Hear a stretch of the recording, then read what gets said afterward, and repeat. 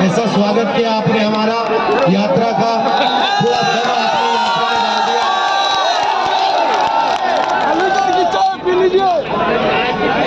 एक साल पहले हमने यात्रा शुरू की कन्याकुमारी से कश्मीर तक, क्योंकि देश में बीजेपी के लोग एक धर्म को दूसरे धर्म से लड़ाने का काम कर रहे हैं और लोगों को धमकाने का, डराने का काम कर रहे हैं, नफरत फैलाने का काम कर रहे हैं।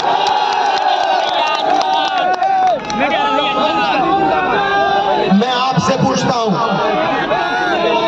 अगर परिवार में लड़ाई होती है, भाई ठहर जाओ, अगर परिवार में लड़ाई होती है, एक भाई दूसरे भाई को मारता है, तो वो परिवार मजबूत होता है, कमजोर होता है? कमजोर होता है ना। हिंसा को मिटाना, यही लक्ष्य भारत जोड़ो यात्रा का था। जो नफरत समाज में फैलाई जा रही है उसके सामने, जैसे इस यात्रा को पूरा ब्लैकआउट कर दिया है, मगर देश के दिल के अंदर, आत्मा के अंदर, डीएनए के अंदर यात्रा का मैसेज गया, मोहब्बत का मैसेज गया, नफरत के खिलाफ मैसेज गया और इससे देश मजबूत हुआ। जैसे ऐसी भीड़ है वैसे ही यात्रा में मैं चल रहा था, भीड़ थी। एक व्यक्ति को मैंने देखा उधर से आने की कोशिश कर रहा था, पुलिस वालों ने उसको मारा, झंडा नीचे कर ले, गायब हो गया। फिर वो दूसरी साइड से आया, फिर पुलिस वाले जो रूट को बनाते हैं उन्होंने मारा उसको, फिर गायब हो गया। तीसरी बार मैंने उसको यहाँ देखा, पुलिस वालों को धकेल के, अकेला 10-15 पुलिस वालों को धकेल के मेरे सामने खड़ा हो गया पिछली यात्रा में, और कहता है, सुनो, मेरे सामने आके खड़ा हो जाता है, ऐसे कहता है, मैं जानता हूं तुम क्या कर रहे हो, मैं जानता हूं तुम क्या कर रहे हो। मैंने कहा भाई इसको क्या हो गया? मैंने उसको बुलाया, मैंने कहा इधर आओ, थोड़ा रिलैक्स करो। फिर कहता है मुझे, मैं जानता हूं आप क्या कर रहे हो, आप नफरत के बाजार में मोहब्बत की दुकान खोल रहे हो। मतलब नारा हमने नहीं दिया, नारा भीड़ के दिल में से निकला है और भीड़ और जनता समझ गई कि भारत जोड़ो यात्रा क्या करने की कोशिश कर रही है, भारत को जोड़ने की कोशिश कर रही है। अब पहली यात्रा में से एक सवाल उठा और मैंने बहुत सारे लोगों से कहा, पूछा, देश में नफरत फैल रही है और मैंने पूछा क्यों फैल रही है, इसका कारण क्या है? और मैंने ये सवाल हजारों लोगों से पूछा होगा। भाई नफरत फैलाई जा रही है, हिंसा फैलाई जा रही है, इसका कारण क्या है? नहीं, वोट बैंक नहीं है भाइयों बहनों, आप गलतफहमी में मत रहो, वोट बैंक नहीं है ये, और हिंदुस्तान की जनता ने ये मुझे बताया, किसानों ने, मजदूरों ने। राहुल जी, हिंसा और नफरत का कारण अन्याय है। हिंदुस्तान के सब गरीब लोगों के साथ 24 घंटा इस देश में अन्याय होता है। किसान के खिलाफ अन्याय होता है, छोटे दुकानदार के खिलाफ अन्याय होता है, युवाओं के खिलाफ अन्याय होता है, सड़कों पे माताओं बहनों के खिलाफ अन्याय होता है। हिंसा का कारण, नफरत का कारण अन्याय है। इसीलिए हमने दूसरी भारत जोड़ो यात्रा में भारत जोड़ो न्याय यात्रा शब्द जोड़ दिया, क्योंकि अब ये दूसरी यात्रा भारत को जोड़ने का काम कर रही है, मगर ये दूसरी यात्रा अन्याय के खिलाफ लड़ रही है और न्याय को जनता के सामने लाने की कोशिश कर रही है। अब मैं आपसे एक सवाल पूछना चाहता हूं, यहाँ पे शांत हो जाए थोड़ा, यहाँ पे बहुत सारे लोग हैं, यहाँ पे हिंदुस्तान में पिछड़े लोगों की कितनी आबादी है? कितनी आबादी है? कितनी है? पिछड़ों की 50% आबादी है। ठीक है, ठीक है। दलितों की कितनी आबादी है? 5% नहीं भाई, 15%। सब माइनॉरिटी को मिला दो, सिख, मुसलमान, क्रिश्चियन, जैन, सबको मिला दो। इनकी कितनी आबादी है? 15%। आदिवासियों की आबादी कितनी है? 8%। 50 और 15 कितना होता है? 65 और 15 कितना होता है? 80 और 8 कितना होता है? 88 ना? ठीक है, तो इन सबको मिलाओ तो 88% इनकी आबादी है, तकरीबन 90%। ठीक है, अब मैं आपसे पूछना चाहता हूं, हिंदुस्तान के सबसे 200 बड़ी कंपनियों के मालिकों की लिस्ट निकालो। ठीक है, उनमें से 90% के कितने मालिक बताओ? कितने? एक भी नहीं। छोड़ो, शायद आप लोग 90% लोग कहते हैं भैया हम हिंदुस्तान की सबसे बड़ी कंपनियों के मालिक नहीं बनना चाहते। तो फिर मैं आपसे पूछूंगा, ठीक है, मालिक नहीं बनना चाहते, मालिक बनने का दम नहीं है, तो फिर मैनेजमेंट में आपके लोग कितने हैं? 0। तो प्राइवेट कंपनियों, सबसे बड़ी प्राइवेट कंपनियों में आपका एक आदमी मालिक नहीं, आपके सीनियर मैनेजमेंट में एक बंदा नहीं। ठीक है, अब आप कहो, पता नहीं, शायद कहो कि भैया 90% को प्राइवेट कंपनी में नहीं, कुछ नहीं चाहिए। ठीक है, फिर मैं आपसे पूछता हूँ, ये मीडिया वाले तो घूम रहे हैं, मीडिया वाली कंपनी जो है सबसे बड़ी कंपनियां हैं, इनमें से 90% के मालिक कितने? एक भी नहीं। कितने? 0। ठीक है, बड़े बड़े रिपोर्टर के नाम देखो, ये सब के नाम लिस्ट निकालो, इसमें से 90% के कितने? कितने? 0। ठीक है, आप कहोगे भैया हमें हिंदुस्तान की सबसे बड़ी कंपनियों में भागीदारी नहीं चाहिए, हमें मीडिया में भी भागीदारी नहीं चाहिए। मैं कहता हूं गलत है, मगर शायद आप लोगों के दिल में यही है। तो फिर मैं आपसे पूछूंगा भैया प्राइवेट अस्पतालों की लिस्ट निकालो, डॉक्टरों की लिस्ट निकालो, इसमें आपके कितने लोग? 0। कितने लोग? 0। फिर मैं कहूंगा भैया पता नहीं क्या हो गया, 90% ना प्राइवेट अस्पताल चलाना चाहता है, ना कंपनियों में भाग लेना, भागीदारी चाहता है, ना मीडिया में चाहता है। फिर मैं कहूंगा ठीक है भैया चलो, IAS में आपके कितने? हिंदुस्तान के बजट को 90 लोग चलाते हैं। ठीक है, अलंकार वो यूपी वाली लिस्ट निकालो, यूपी वाली ब्यूरोक्रेट वाली। हिंदुस्तान के बजट को 90 लोग चलाते हैं। ठीक है, मतलब पूरा का पूरा पैसा 90 लोग बांटते हैं, IAS अफसर है। ठीक है, डिफेंस में कितना पैसा जाता है ये निर्णय लेते हैं, अस्पतालों में कितना जाता है ये निर्णय लेते हैं, सड़कों में कितना जाता है ये लेते हैं। अब मुझे बताओ, हिंदुस्तान की सरकार के 90 सबसे बड़े IAS अफसर में 90% के कितने लोग? 3 OBC, 3 दलित, 1 आदिवासी, 1-2 माइनॉरिटी के। आप जानते हो कि आप में से 90% में से बजट की कितनी भागीदारी है? जानते हो 90% की कितनी भागीदारी है? 7%। 7% बजट आप कंट्रोल करते हो। अब मैं ये देखो, यूपी की बात करता हूं, मैं आंकड़े निकालता हूं। यूपी के बजट को सुनो, यूपी के बजट को 90%, यूपी की 90% आबादी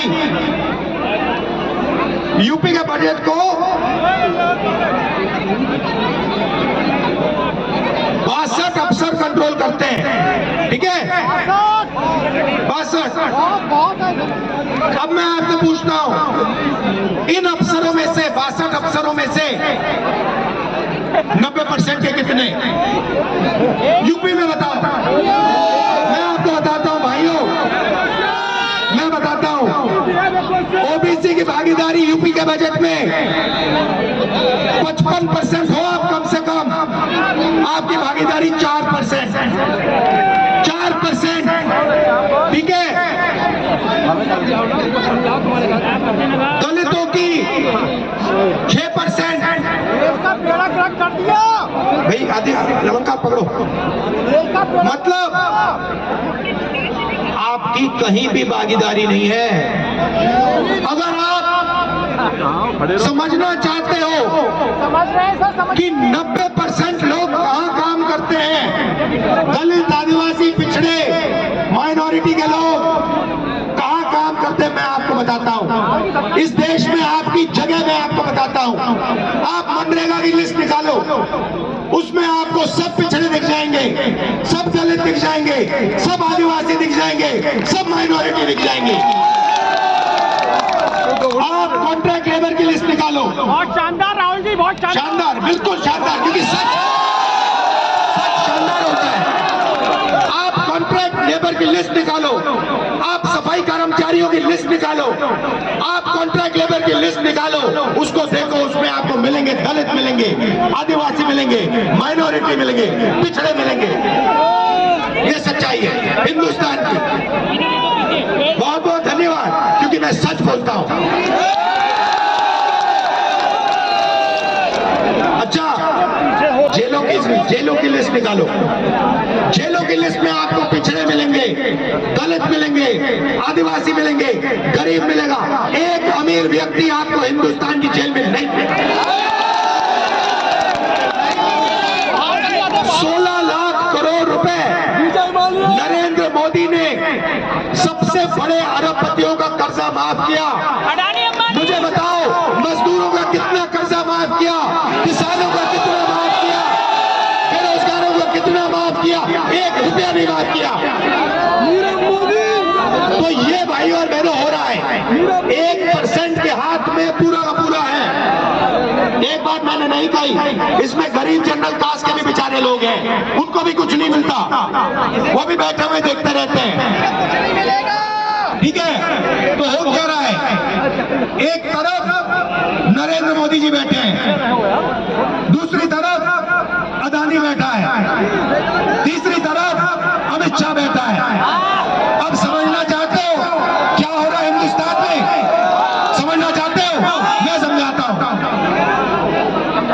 मैं बताता हूं। कौन आएगा ऊपर? आ जाओ बेटा, आ जाओ, आ जाओ, आ जाओ, ऊपर आ जाओ। मैं हिंदुस्तान की पूरी पॉलिटिक्स, सरकार का पूरा काम आपको 1 मिनट में समझाने जा रहा हूं। आ जाओ, ऊपर आ जाओ। शाबाश। नाम क्या तुम्हारा? रघुनाथ यादव जी, इधर आओ, खड़े हो जाओ, खड़े हो जाओ सामने। ये देखो, रघुनाथ यादव जी हैं, ये ओबीसी हैं, पिछड़े वर्ग के हैं। यादव जी, अब देखिए यादव जी, उधर देखिए, यादव जी उधर देखिए, यादव जी पीछे देखिए, ये देखो, ये क्या हो रहा है। अगर आप किसी का जेब काटना चाहते हो तो सबसे पहले उसको इधर दिखाओ, उधर दिखाओ, ऊपर दिखाओ, नीचे दिखाओ। ये जो मैंने अभी यादव जी के साथ किया, ये काम नरेंद्र मोदी जी देश के साथ कर रहे हैं। उधर देखो, ऊपर देखो, थाली बजाओ, फोन की लाइट जलाओ, ये मोदी जी कर रहे हैं, ठीक है भैया। अब एक और आदमी यहाँ ऊपर आ जाओ, राहुल जी मुझे बुलाइए। ठीक है। अब ये देखो, ये अब इतनी जेब काटेगा, ठीक है भैया। यादव जी आप उधर देखो, भैया आप इसके जेब में हाथ डालो, जेब में, ये देखो, ये जेब काट रहा है, इसका नाम अदानी। भैया तीसरा आ जाओ ऊपर। अच्छा भैया डंडा दो, इसको एक डंडा दो, ये डंडा दो, ये डंडा हटाओ, ये डंडा दो इसको, बढ़िया। अच्छा इस डंडे को हाथ उठा, ये देखो भैया, ये अमित शाह डंडा लिए, ये मोदी जी, अदानी जी, अमित शाह जी, ये CBI, ED, इनकम टैक्स, ये इसका डंडा है। अगर किसी ने ये चोरी बंद करने की कोशिश की तो अमित शाह डंडा मारेगा। अदानी जी लगे हुए, देखो कितना अच्छा सूट पहने हैं। और ये बेचारा गरीब जिसके जेब में से 24 घंटा पैसा छीना जा रहा है, पेट्रोल से पैसा छीना जा रहा है, बिना रोजगार नहीं दिया जा रहा, ये काम हो रहा है। भाई और बहनों, आपने हमारी मदद की, गलत तो नहीं किया मैंने, अगर कुछ गलत लगा आपको तो माफी मांगता हूँ, मैं बस दिखाना चाह रहा था। आपका बहुत बहुत धन्यवाद, नमस्कार। आ जाइए, यहाँ बैठ जाइए, यहाँ बैठ जाइए।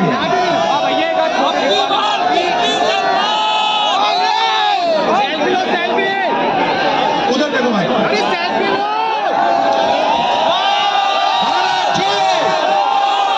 भारत जोड़ो। धन्यवाद भैया, बहुत अच्छा लगा आपसे मिलकर। जय जवान। वो देगा आपको, माइनॉरिटी के लोग उनका जेब काटा जा रहा है।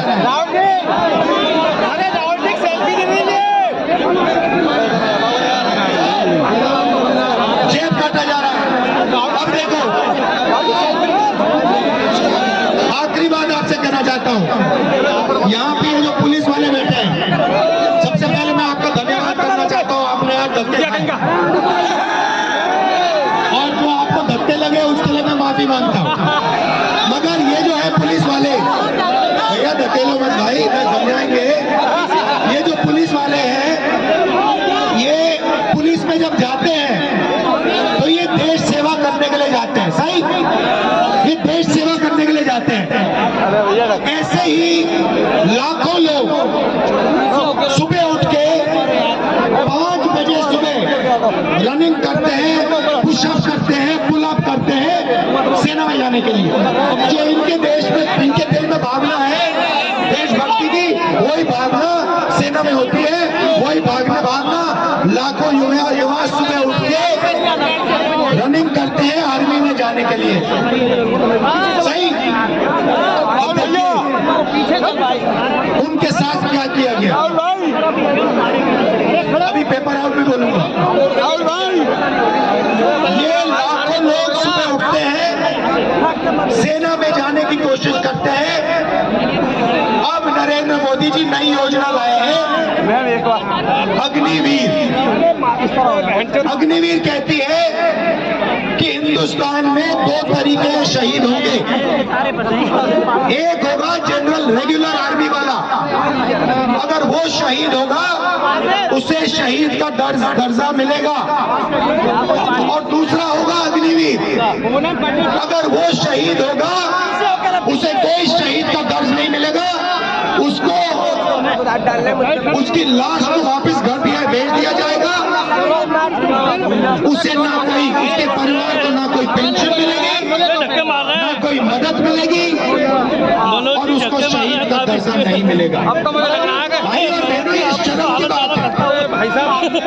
लाखों लोग हिंदुस्तान में आर्मी में जाकर देश सेवा करते थे, उनको इज्जत मिलती थी, उनको पेंशन मिलती थी, उनको कैंटीन मिलती थी, और उनको शहीद का दर्जा मिलता था। अब बीजेपी ने ये छीन लिया। 4 में से 3 युवाओं को वो वापस भेजेंगे, और आप देख लेना, लिख के ले लो, वो जो वापस आएंगे ना, वो सारे के सारे जो अग्निवीर निकाले जाएंगे, वो सारे के सारे गरीब होंगे, उनमें से एक अमीर बंदा नहीं निकाला जाएगा।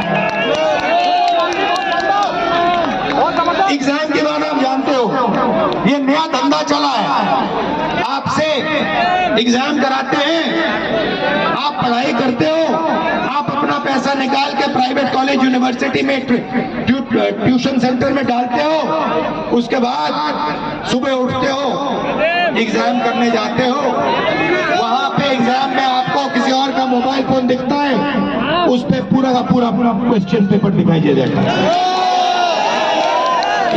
ये इसका लक्ष्य क्या है कि ये जो रोजगार मांग रहे हैं, सरकारी जॉब मांग रहे हैं, इनका टाइम जाया करो, इनका बेवकूफ बनाओ। भाई और बहनों, ये काम सरकार ही करा रही है। ये काम पेपर लीक का काम यही लोग करा रहे हैं जो आपको रोजगार नहीं देना चाहते। ये सच्चाई है। और रोजगार पैदा हो ही नहीं सकता। क्यों?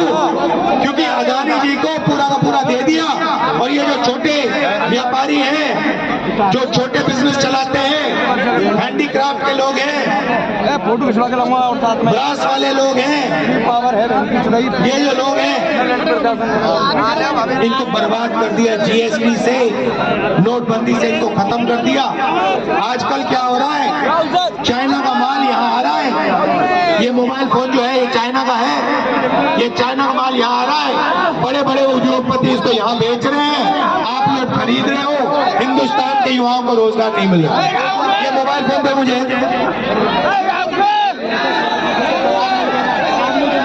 ये देखो, ये है मेड इन चाइना। मैं चाहता हूँ इससे चाइना के युवाओं को फायदा होता है, और इससे अदानी जैसे अरबपतियों को फायदा होता है। चाइना का माल यहाँ बेचते हैं। मैं चाहता हूँ सबसे पहले कि हिंदुस्तान के युवा इस फोन को हिंदुस्तान में बनाएं। और एक दिन ऐसा है, प्रियंका भाई पकड़ो, एक दिन ऐसा है कि मैं यहाँ अलीगढ़ आऊँ 10 साल बाद, 6 साल बाद, और इसके फोन के पीछे देखूं लिखा हो मेड इन अलीगढ़।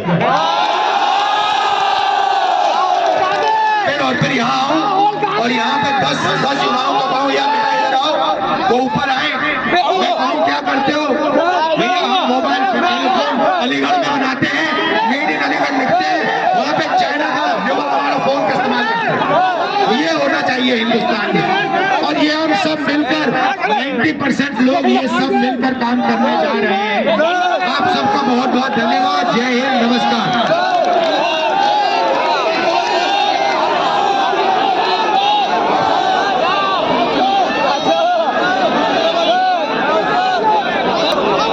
अलीगढ़ की सरजमी पर, धरती पर, जनपद भर से, सारे शहर से, ब्लॉकों से आए हुए आमजन, कांग्रेसी जन, समाजवादी पार्टी के लोग, नेतागण, मैं जिला अध्यक्ष, जिला कांग्रेस कमेटी आपका हार्दिक स्वागत करता हूं, अभिनंदन करता हूं, वंदन करता हूं।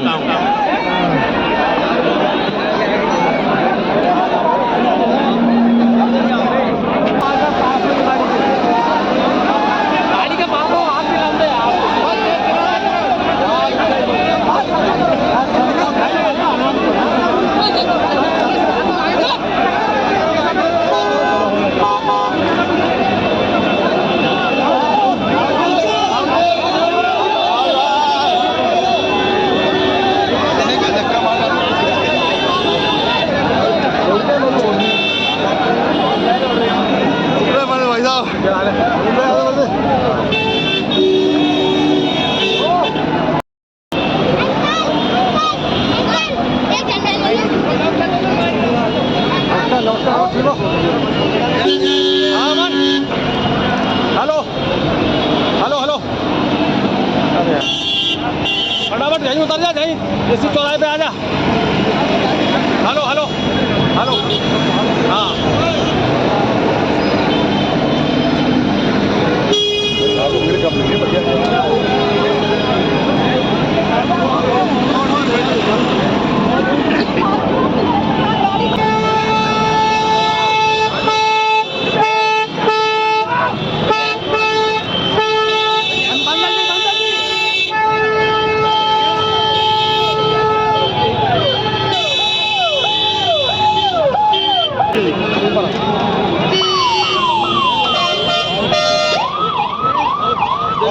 उतर रहा